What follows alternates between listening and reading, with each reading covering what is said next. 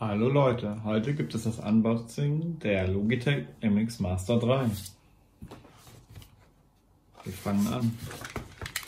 Zunächst mal öffnen, einmal hochziehen, einmal rausziehen. Hier ist nichts mehr drin, einmal weg. So, dann haben wir hier eine Lasche.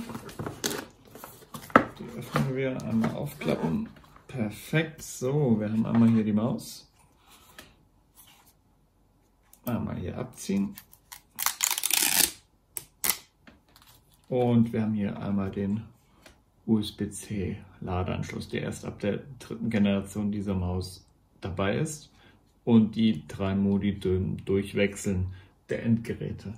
Standardmäßig verbindet man die Maus mit dem Dongle, aber ihr könnt dann auch per Bluetooth das verbinden. Das zeige ich euch in einem anderen Video.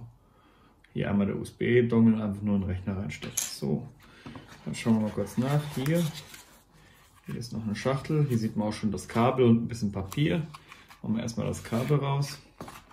Ein normales USB auf USB-C Ladekabel.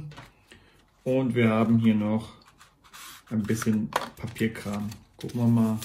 Ja, die Standardanleitungszettel, die es halt immer dabei gibt, Warranty Guard und so ein Kram. So, dann packen wir das mal rein. Nehmen wir das auch beiseite. So, genau. Tasten sind eigentlich identisch wie bei der 1. und 2. Generation. Einmal das Drehrad und hier das Drehrad, was auch wieder flexibel einstellbar ist. Wenn man schneller dreht, dann dreht es durch, und wenn man langsam macht, hat man dieses Riffeln. So, das wäre schon gewesen. Bei Fragen unten in die Kommentare einfach einen Daumen hoch, würde ich auch freuen. Dankeschön!